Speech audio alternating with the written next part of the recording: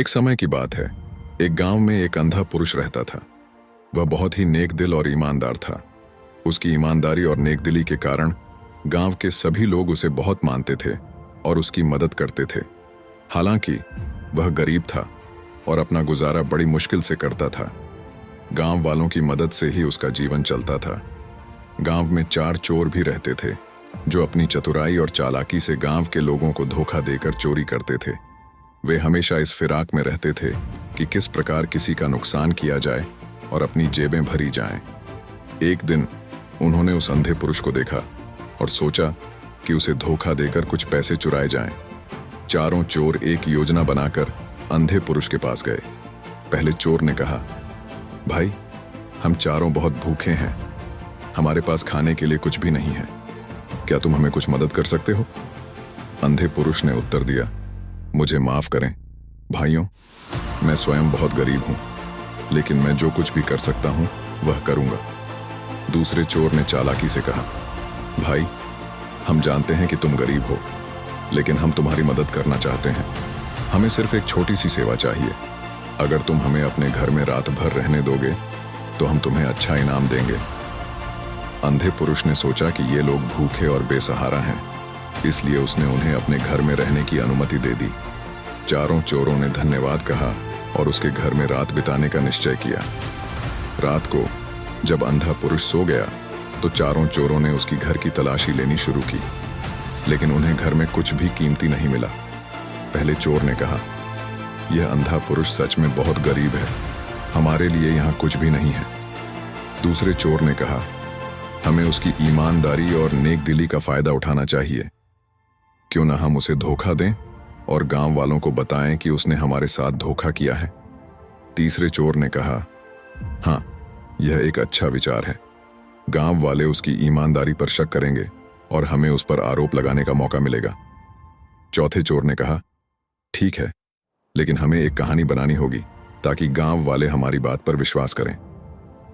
अगले दिन चारों चोर गांव वालों के पास गए और बोले, गांव वालों, हमें अंधे पुरुष के बारे में कुछ कहना है। हमने उसे रात भर अपने घर में रहने की अनुमति दी, लेकिन उसने हमारे पैसे और कीमती सामान चुरा लिया। गांव वाले हैरान हो गए और बोले, यह कैसे हो सकता है? वह अंधा है और बहुत ही नेक दिल और ईमानदार है। पहले चोर ने कहा, यह उसकी चालाकी है। वह दिखावा करता है कि वह अंधा है, लेकिन वास्तव में वह चोर है। हमने उसे रंगे हाथों पकड़ा है। गांव वालों ने सोचा कि अगर 4 लोग एक साथ यह कह रहे हैं तो इसमें कुछ सच्चाई हो सकती है। वे सब अंधे पुरुष के घर गए और उससे पूछताछ करने लगे। अंधे पुरुष ने अपनी निर्दोषता की कसम खाई और कहा, मैंने कुछ भी नहीं चुराया है, आप मेरे घर की तलाशी ले सकते हैं। गांव वालों ने घर की तलाशी ली, लेकिन उन्हें कुछ भी नहीं मिला।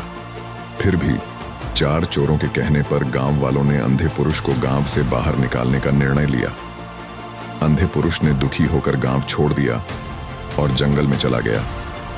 कुछ दिन बाद गांव में एक साधु आया।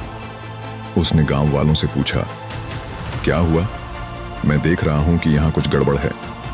गांव वालों ने साधु को सारी घटना बताई। साधु ने कहा, मुझे उस अंधे पुरुष पर विश्वास है, मैं उसकी सच्चाई की परीक्षा लेना चाहता हूं। साधु ने अंधे पुरुष को खोज निकाला और उसे वापस गांव ले आया। उसने कहा, मैं इस अंधे पुरुष की सच्चाई की परीक्षा लूंगा। अगर वह निर्दोष है तो उसे गांव में वापस रहने दिया जाएगा। साधु ने एक यज्ञ का आयोजन किया और कहा, इस यज्ञ में सच्चाई और ईमानदारी की परीक्षा होगी। अगर अंधा पुरुष निर्दोष है तो देवता उसकी सच्चाई को साबित करेंगे। यज्ञ के दौरान साधु ने चारों चोरों को बुलाया और उनसे कहा, आप लोग इस यज्ञ में शामिल हों और अपनी सच्चाई बताएं। चारों चोर डर गए और सच बोलने लगे। उन्होंने गांव वालों के सामने स्वीकार किया कि उन्होंने अंधे पुरुष को धोखा देने की योजना बनाई थी। उन्होंने अपनी गलती मान ली और अंधे पुरुष से माफी मांगी। गांव वालों ने अपनी गलती समझी और अंधे पुरुष से माफी मांगी। उन्होंने उसे वापस गांव में सम्मान के साथ बसने दिया। चारों चोरों को उनकी सजा मिली और गांव में फिर कभी कोई धोखा नहीं हुआ। शिक्षा, धोखा और झूठ से कभी जीत नहीं होती।